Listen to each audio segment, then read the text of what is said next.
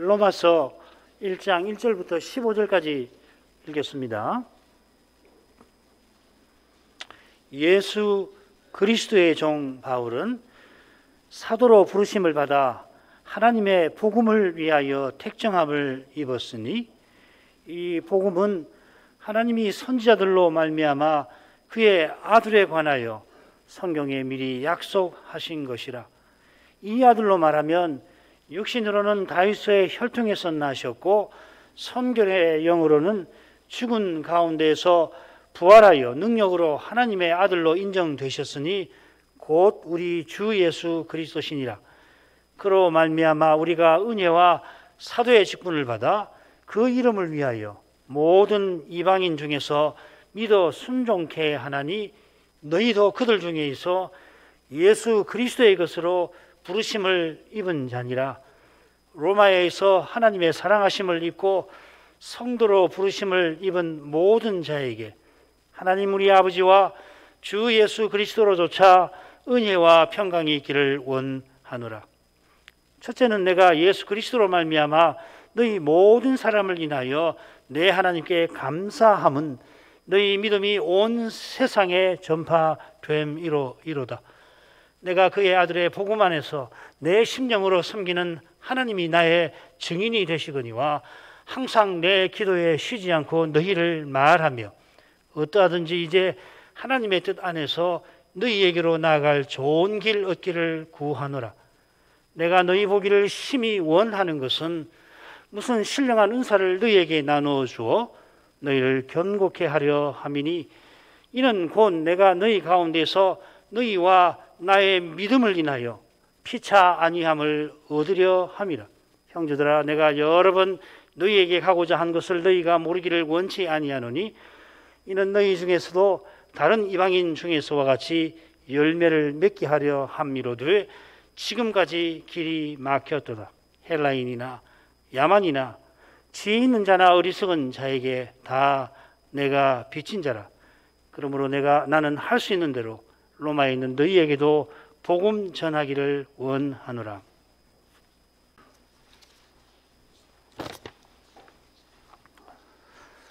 모든 성경이 성신의 영감으로 기록된 하나님의 말씀입니다. 그래, 그 권위가 똑같습니다만은 어떤 성경은 교회와 신자 개인에게 더 많은 영향과 감화를 주기도 합니다. 세계 기독교를 크게 서방교회, 동방교회 둘로 나눕니다. 그런데 이 동방교회는 이 요한 사도의 글에, 우리 서방교회는 이 바울 사도의 서신에 더 많은 영향을 받았습니다. 가령 성경이 그리스도를 믿어 하나님의 아들들이 되어서 장차 하나님 나라를 상속한다. 이 교훈을 하나님 말씀이 어디든지 가르치는데 바울 사도는 하나님께서 그리스도 안에서 우리를, 하나님 밖에 있던 우리를 양자 삼으시는 것, 이 법적인 자격을 부여하시는 그것을 많이 가르치고 이게 믿음으로 어렵다 하심의 핵심이죠.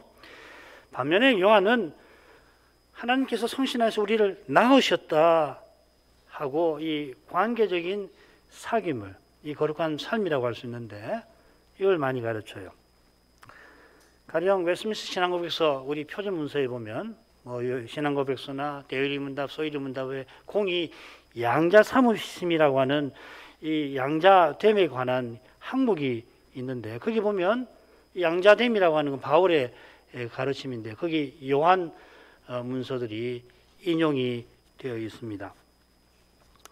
아울러 우리 요리문답의 전그 구절을 조사해 보면 바울 서신이 압도적으로 많습니다. 제가 소요리문답을 통계해 놨는데 보시면은 이미 알고 계시겠지만은 이 바울 서신이 정말 많이 인용이 되어 있구나, 전그 구절로 금방 드러납니다. 그만큼 우리 개혁교회는 이 바울 서신에 큰 영향을 받고 있고 그 중에서 로마서는 특별히 이 감화를 끼쳤다 볼 수가 있을 겁니다. 이런 점에서도 우리가 이미 10여 년 전에 이 로마서 전체를 살폈지만 이번에 함께 이 서신을 다시금 살피려 합니다. 로마서 하면은 오직 믿음으로 의롭다 하심을 받는 이 교리를 필두로 해서 오직 성신으로 거룩한 삶을 사는 도리, 또 언약과 예정에 관한 그 신비한 이 교리, 이 예정과 이 예정을 다루는 이 교리를 가르치는 마치 신학 논문 같은 이미지가 우리 개혁교회 신자들에게는 당연히 떠오릅니다만은, 아울러서 바울 사도가 3차 선교 여행을 마친 후에 이 당면한 이 두 가지 이 사명을 앞두고서 로마 교회의 기도와 도움을 청하고 또 이 로마 교회의 문제를 직접 다루는 서신이기도 합니다. 물론 사도가 보낸 이 서신이니까 공한이겠고, 무엇보다도 사도가 당대의 교회와 오고 오는 교회에게 전하는 그리스도의 계시입니다. 하나님의 말씀을 전하는 건데, 당시 그 시대에 서신 보내는 양식을 따를 뿐만 아니라 특별히 사도의 사명과 이 교회의 문제를 잘 다루려고 사도가 성신의 영감 아래서 깊은 통찰을 거쳐 그야말로 절묘한 줄거리에다가 이 교훈을 담아서 전합니다. 이 세 가지를 늘 주의해야 돼요. 이 신학적 교훈이라고 할 수 있는 교리, 그 다음에 이 역사적인 상황과 실제 문제, 쉽게 말해서 부활하신 그리스도가 그 시대에 무엇 어떻게 역사하시는가 하는 거예요. 그 다음에 이 문학적인 줄거리, 이 셋을 늘 염두에 두면서 이 성경을 읽는 것이 좋습니다. 바울뿐만 아니라 모든 성경이 그래요. 방금 낭독한 본문이 이 로마서의 머릿말이 됩니다. 다른 서신들도 그러하듯이 머릿말에는 먼저 이 서신 보내는 사도가 서신 받는 교회에게 하나님과 그리스도로부터 은혜와 평강을 비는 인사말이 나옵니다. 이 인사말이 로마서는 유난히 깁니다. 가장 길지요. 그 유난히 긴 내용과 비슷한 내용이 어디 나오냐면 로마서 16장 끝에 나옵니다. 16장 25절부터 27절에 나올 겁니다. 사도가 서신 처음과 끝에 은혜와 평강을 비는 동시에 이 자기가 전하는 복음, 소위 바울이 말하는 나의 복음을 길게 소개하는 겁니다. 이 소개한 이 복음의 내용이 이 로마서 1장 후반부부터 해가지고 15장 14절, 13절까지가 그 내용이 되겠죠.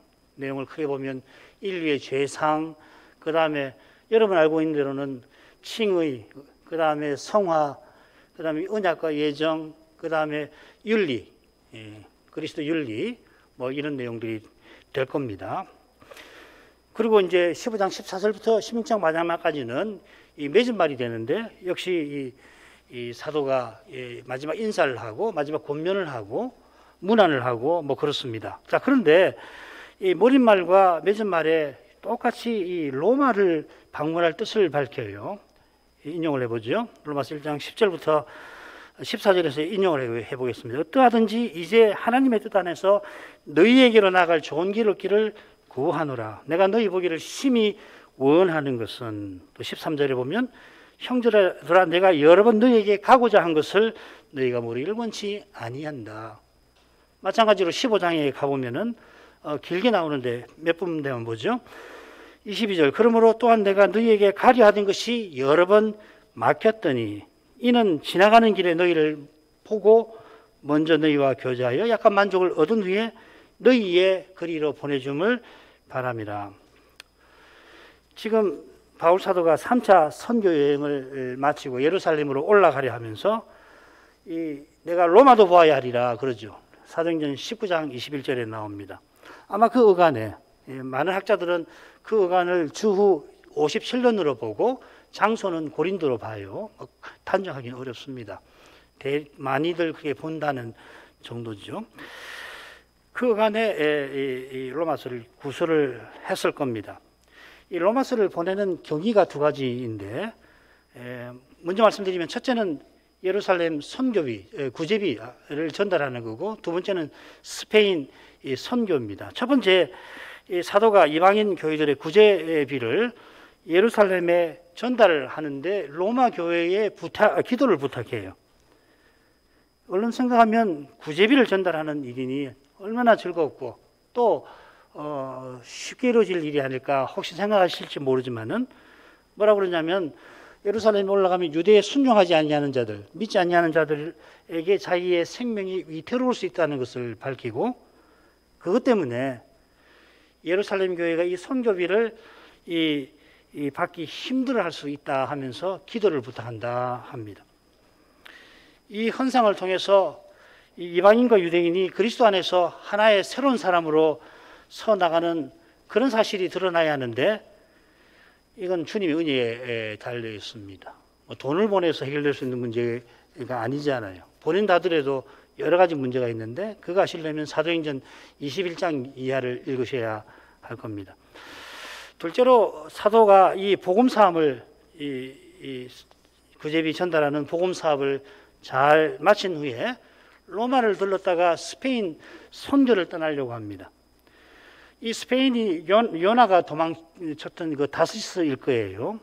오늘날은 뭐 스페인이 유럽이니까 세계의 중심지처럼 우리에게 다가옵니다만은 그때는 이 땅끝이고 가장 먼 땅끝입니다. 로마 제국의 가장 서편이 되겠죠. 로마에서 그곳으로 배로 가든지 육로로 가든지 긴 여행일 것입니다. 에바브로디도가 석 달에 걸쳐서 빌립보에서 로마로 걸어서 사도를 찾으러 방문했는데 그만 중병이 걸려서 힘들었잖아요. 그런데 로마에서 스페인 가는 길은 훨씬 멀고 험합니다. 그만큼 그곳으로 가는 비용이 만만치가 않습니다. 비용만 아니고 이 고대에는 배를 타고 가면은 중간 기착지들이 여러 군데 있는데 물론 거기 물건을 부리고 또 싣기도 하지만은 또 중요한 게 있어요. 그 음식 같은 것을 공급을 받아야 되는데 이 선장이 그걸 책임지는 게 아니라 그 배를 탄 그 선객이 자기가 마련을 해야 돼요. 그러면 바울은 어떻게 했냐면 그 가는 곳마다 교회가 있으면 교회에 부탁을 해서 음식이나 물이나 혹은 비용이나 옷이나 이런 걸 이제 공급을 받는 것이거든요. 오늘날과 너무 다르죠. 이 비용은 또 만만치 않습니다. 이 복음 사업에 로마 교회가 기쁨으로 동참하기를 바라서 이 서신을 씁니다. 자, 그런 심정으로 사도가 그 험한 길인데 기쁨으로 이방인의 사도로서 복음을 널리 전했고, 그래 그리스도의 이름을 부르는 곳에는 복음을 전하지 않기로 힘썼다 하는 말을 밝혀요. 내가 로마로 가는데 복음 전해서 교회 세우려고 하는 건 아닙니다 하는 것이죠. 이미 서 있는 로마 교회를 방문하는 목적은 이 스페인 선교에 있다는 것을 분명히 합니다. 로마 교회가 바울 사도의 이 목적을 잘 이해하도록 사도는 자기가 스페인 가서 전할 복음을 길게 교훈을 합니다. 하는 이유 중에 하나는 뭐냐면 이 교회가 바울이 세운 교회가 아니니까 이 자기가 가서 복음을 전한 적이 없으니까 이번 참에 그 복음을 길게 교훈한 것이겠죠. 내가 이방인에 가서 전하는 복음이 이것입니다 하고서 전하는 겁니다. 자, 이런 점에서 머릿말에 나오는 중요한 표현을 살필 필요가 있습니다. 15절입니다. 그러므로 나는 할 수 있는 대로 로마에 있는 너에게도 복음 전하기를 원하노라. 이걸 얼른 읽으면은 로마서 15장 20절에서는 교회가 선 곳에는 내가 복음을 전하지 않는다고 했는데, 그러나 이미 선 교회에 로마 교회에 전할 복음이 있다 하는 것이죠. 교회가 선다면 복음을 들 필요가 없는 게 아니지요. 교회가 설 때는 이 복음의 기초를 배우는 것입니다만은 선다면은 복음의 핵심인 멜기세덱의 반차를 주신 그리스도를 힘써서 배워야 하는 법이거든요. 그리스도와 같아지는 부활을 향해서 그리스도의 고난을 참여함을 알아가야 하는 겁니다. 더욱더. 그래서 교회가 어릴 때는 고난이 별로 없어요. 거의 없죠. 많지 않죠. 그런데 교회가 장성하면 하나님께서 고난을 주시는 거거든요. 아울러 바울 사도는 로마 교회 안에 있는 이 유대인과 이방인의 갈등을 알고 이 문제를 자기가 전하는 복음을 통해서 다루려고 하는 겁니다. 내가 이방에 가서 스페인 가서 전할 복음에 그 답이 있다는 것을 알리려고 하는 것입니다. 그래서 이 이방인과 유대인의 갈등이 로마서에 여러 군데에 나와요.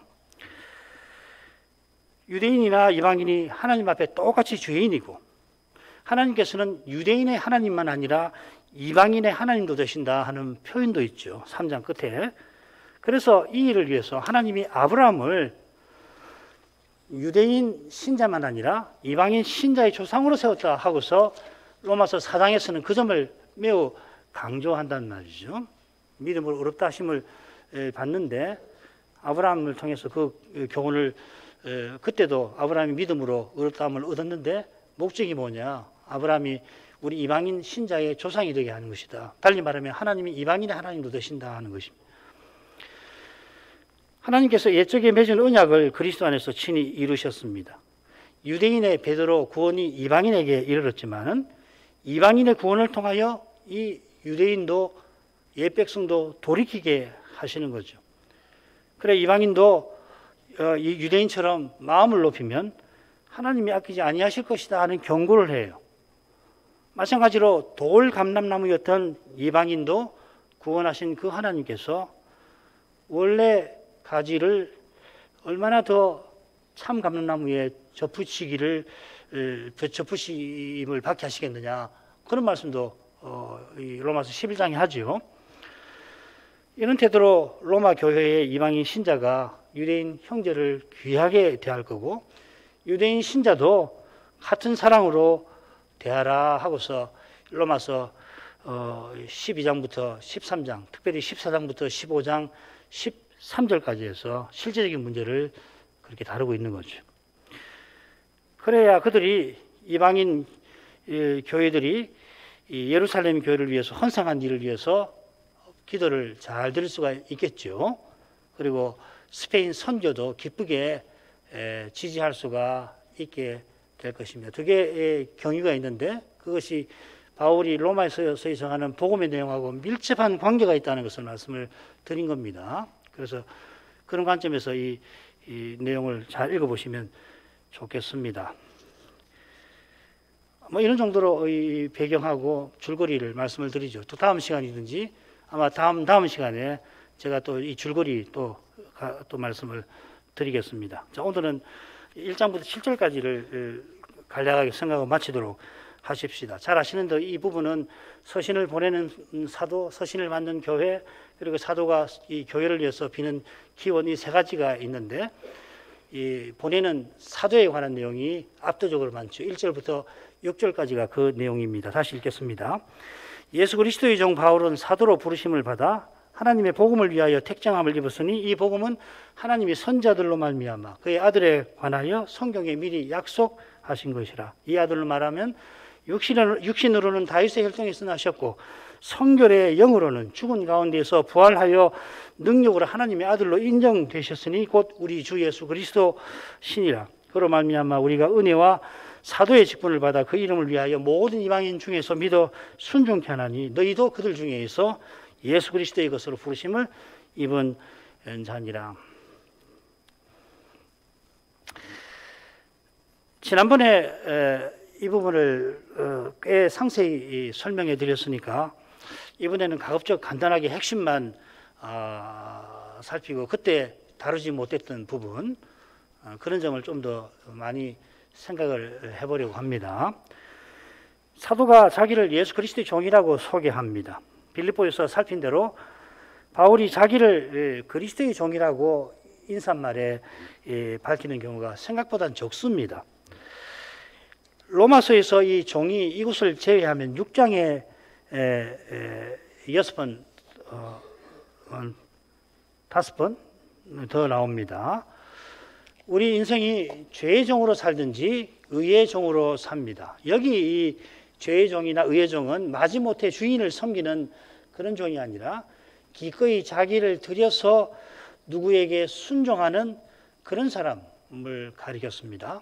바울이 주님을 그렇게 섬겼죠.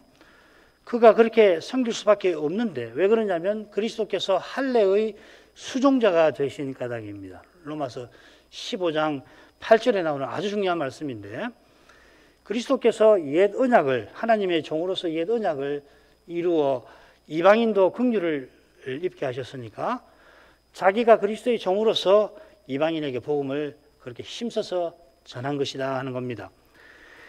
이것이 사도로 부르심을 받아 하나님의 복음을 위하여 택정함을 입었다 하는 것입니다. 이 내용은 5절, 6절과 짝을 이룹니다. 사도로 부르심을 받았다 했는데 5절에 가면 은혜와 사도의 직분을 받았다 이렇게 표현을 하는 거죠. 거의 같은 내용입니다. 그리스도의 종 바울은 사도로 부르심 받은 사람입니다. 사도도 자기를 표현할 때 부르심을 입었다고 그러고 로마 교회도 부르심을 입었다 그렇게 되어 있죠. 그죠? 거기 성도로 부르심을 입었다. 6절에는 그리스도 예수의 것으로 부르심을 입었다. 이 부르심을 입었다는 말이 여기 인상 깊게 나옵니다. 그러니까 사도가 그의 소명이라는 말이죠. 하나님이 이 사도로 부르실 때 그에게 은혜를 주셨습니다. 그에게 은혜를 주시면서 사도로 부르셨습니다. 이게 다메섹 가는 길에서 주님을 만난 그 일을 가리킵니다. 은혜 주신 목적이 소명을 이루는 데 있습니다. 에베소서 4장 7절부터 12절 읽어보시면 뭐 여기만 아니고 다른 데도 많이 나오는데 바로 우리 각 사람에게 그리스도의 선물의 분량대로 은혜를 주셨으니 하고 12절에 그가 혹은 사도로 혹은 복음 전하는 자로 혹은 목사와 교사로 주셨으니 뭐 다른 직분이나 소명도 해당되겠죠. 소명이 직분마다 다르고 은사마다 다릅니다. 그러나 우리 모두는 6절에 있는 것처럼 그리스도의 것으로 부르심을 입은 사람들이니까 함께 각각 그리스도의 몸과 지체로서 그리스도를 드러내는 것이 우리의 소명입니다. 바로 여기에 우리가 성도, 거룩한 무리로 부름받은 뜻도 있는 거죠. 그리스도를 드러내는 것이 우리의 거룩함입니다. 바울이 사도로서 그리스도를 전해서 성도들이 그리스도를 드러내게 하신 데에 하나님의 부르심이 있는 것입니다. 예수 믿게 한 목적이 여기 있다는 겁니다. 사도로 부름받은 바울은 하나님의 복음을 위하여 택정함을 입은 사람입니다. 이 택정함 받는다는 말은 어떤 일에, 하나님의 일에 구별하여 세운다 는 뜻입니다. 갈라디아서에서는 이 예정으로 설명합니다. 내 어머니 태로부터 나를 택정하셨다. 같은 표현을 쓰고 내 어머니 태로부터 하나님께서 나를 예정하셨다는 것을 이렇게 표현했습니다. 하나님이 바울을 예정하실 때에 복음 전하게 하셨다는 겁니다.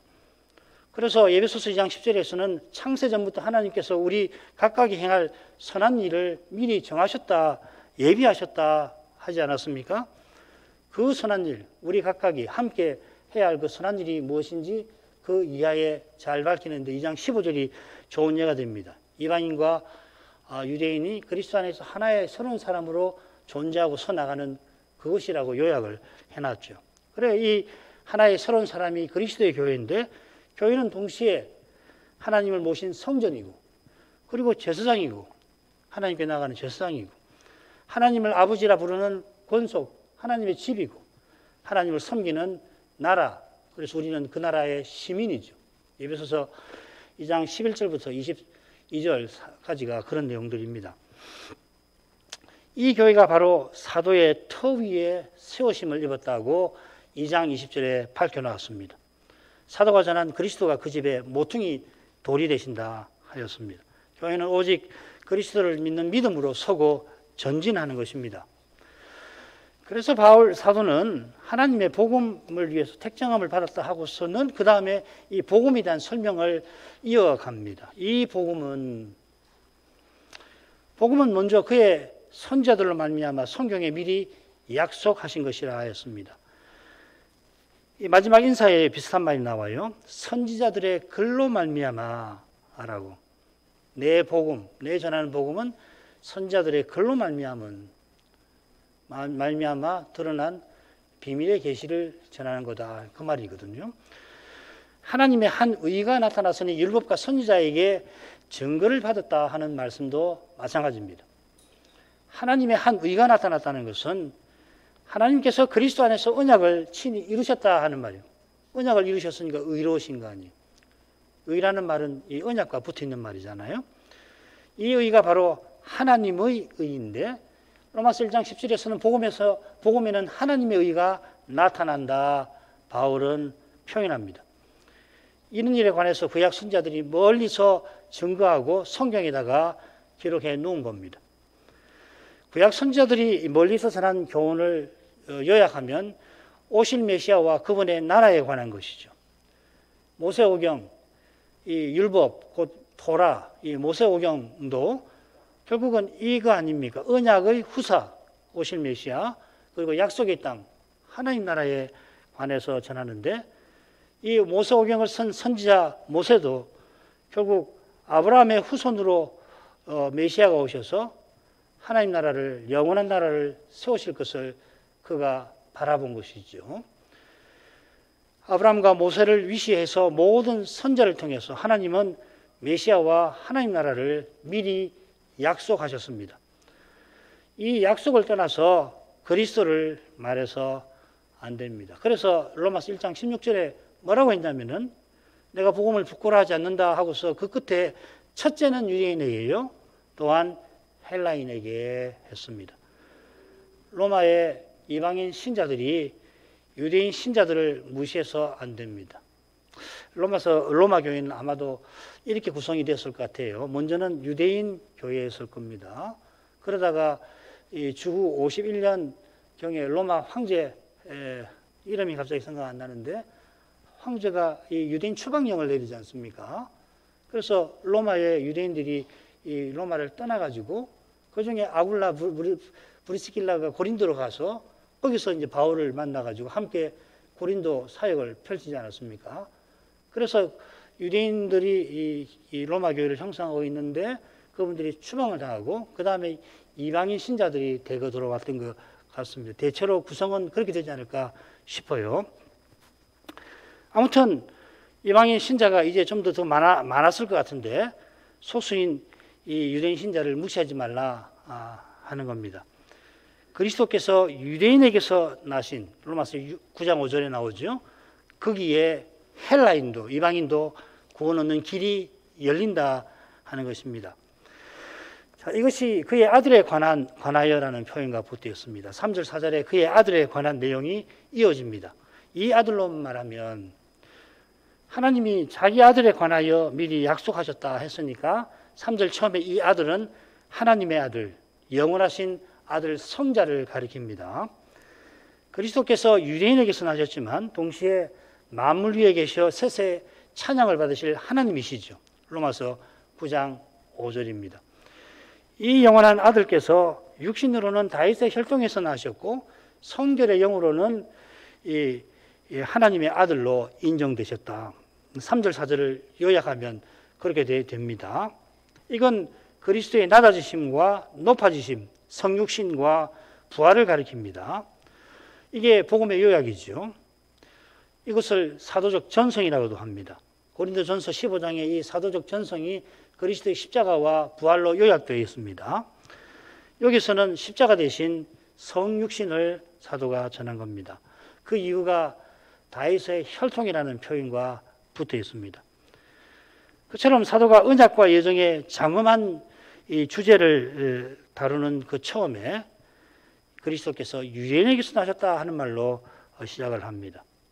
요컨대 그리스도께서 다윗 언약을 이루려고 이 세상에 오셨습니다. 다윗 언약이 이 사무엘 하야 7장에도 나오는데 역대상 17장을 한번 보십시다. 12절부터 14절 읽겠습니다. 저는 나를 위하여, 저는 다윗의 후손이죠. 나는 여호와이시고요. 저는 나를 위하여 집을 건축할 것이요. 나는 그 위를 영원히 견고케 하리라. 나는 그 아비가 되고 그는 내 아들이 되리니 나의 자비를 그에게서 빼앗지 아니하기를 내가 내 전에 있던 다윗 전에 있던 자들에게서 빼앗음과 같이 하지 않을 것이며 내가 영영이 그를 내 집과 내 나라에 세우리니 그 위가 영원히 견고하리라 하셨다 하라. 이게 다윗 언약의 결론입니다. 12절과 14절에 비슷한 내용이 나오지요. 다윗의 후손이 영원한 성전을 짓고 영원한 나라를 다스린다. 대제사장이면서 멜기세덱 반차를 조천 대제사장 그 말이죠. 잠시 있다가 무너지는 지상의 성전들, 성막이나 솔로몬의 성전과 달리 영원한 성전이 세워지고 거기서 영원한 통치가 나타나려면은 반드시 죄와 죽음의 문제가 해결되어야 합니다.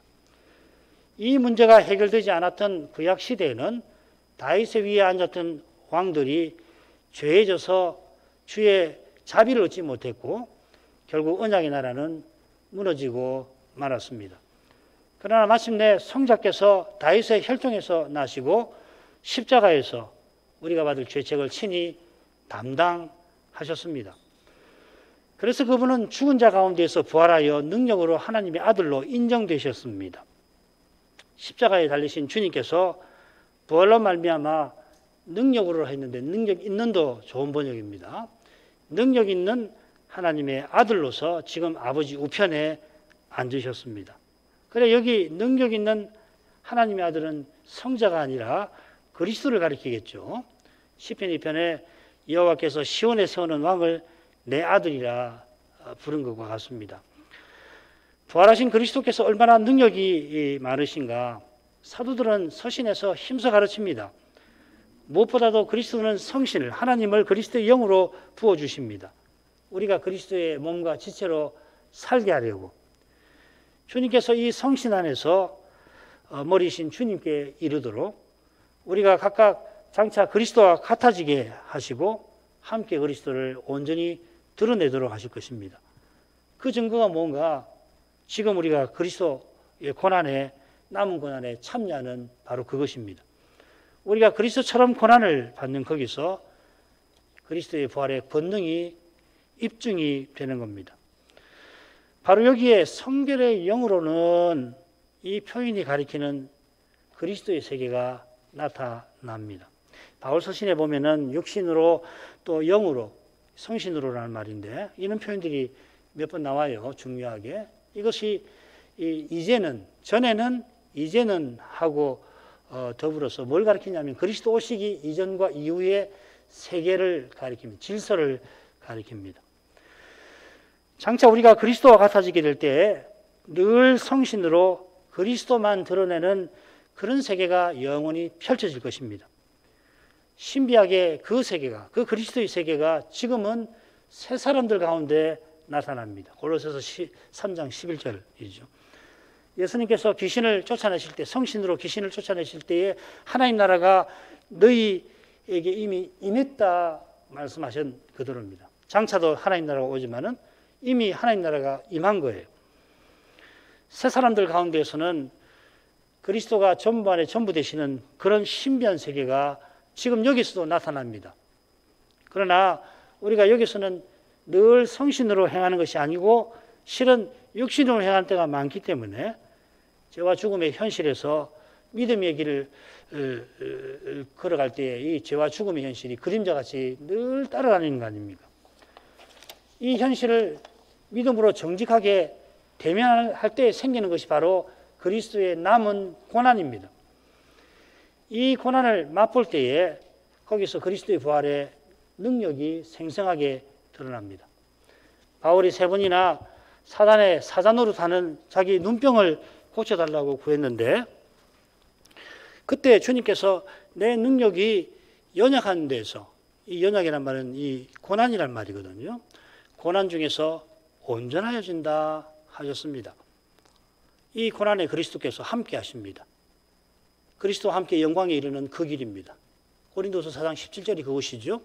우리의 잠시 받는 환난에 경한 것이 요점은 환난이 지극히 크고 영원한 영광에 종한 것을 주님의 장차의 영광을 우리에게 이루게 함이니 고난이 영광을 이루어지게 하는 겁니다.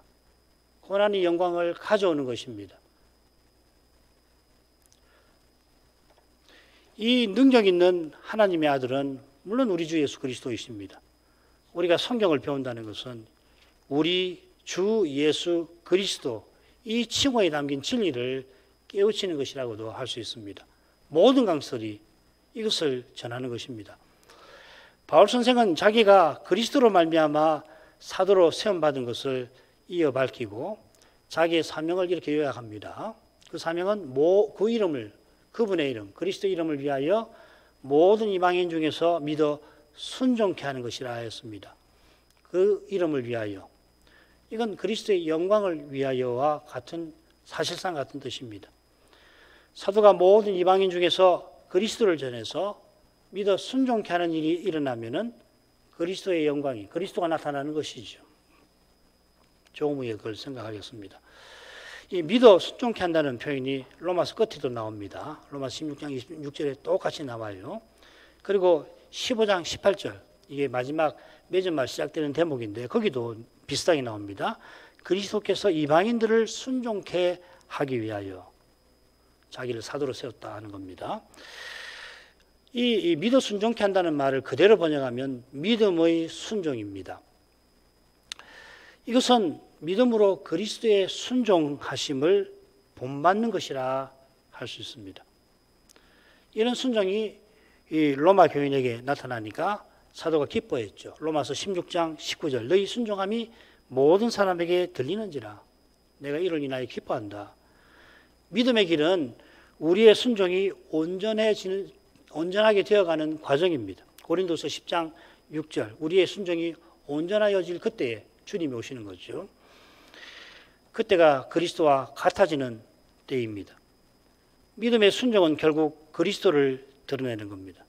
그분의 이름을 위하여 믿음의 순종을 통해서 그리스도를 드러낼 때 우리를 통해서 그분의 이름이 영광을 거두시는 것이고, 이게 하나님을 영화롭게 한다는 것하고 같은 겁니다. 너희도 그들 중에 있어 하고서 로마 교회가 이방인들 중에 있음을 상기를 시켜요. 이것은 로마 교회가 이방인 교회라고 말하는 것이 아니라 로마 신자가, 로마 교회들이, 가정교회들이 이방인 중에 있다는 것을 가리키는 겁니다. 이중의 의미가 있어요. 바울의 이 스페인 선교하고 그 다음에 로마 교회의 문제를 염두에 두고 쓰는 것입니다. 이방인 중에 그리스도의 것으로 부르심을 입은 사람들입니다. 그리스도의 것답게 그리스도를 모든 이방인 중에 드러낼 사명이 있습니다. 그러니 스페인 선교를 지지해야겠고 이 로마 교회 내부의 문제를 풀어야겠죠.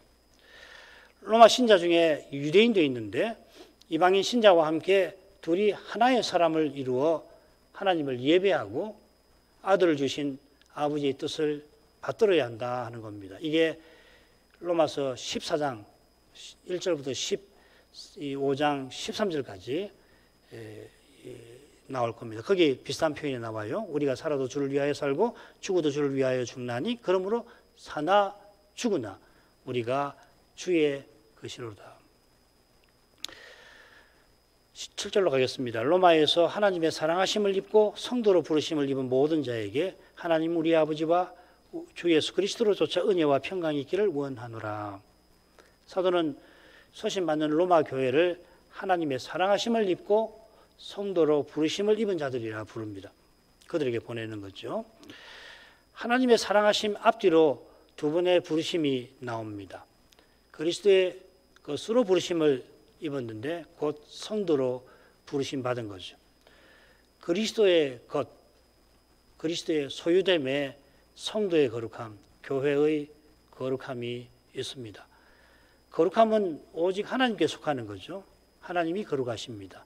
그래서 오직 이 하나님께 속한 하나님의 소유가 거룩한 겁니다. 거룩한 사람, 제사장, 거룩한 장소, 사물, 성전과 그리고 성물, 그리고 거룩한 시간, 성일 이렇게 되는 거죠. 다 예배를 위한 것이죠. 그리스도의 것으로 부르신 거기서 하나님의 사랑이 환히 드러납니다. 우리가 그리스도를 알면 그만큼 그 사랑을 깨닫게 되겠습니다만은 우리의 깨달음이 얼마나 그분의 사랑에 미치지 못하는지 모릅니다. 장차 그리스도와 같아지게 하실 그때에야 비로소 그 사랑을 제대로 헤아리게 될 것입니다.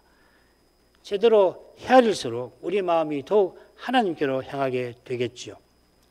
그때 비로소 우리가 영원, 무한을 제대로 감지할 것 같습니다.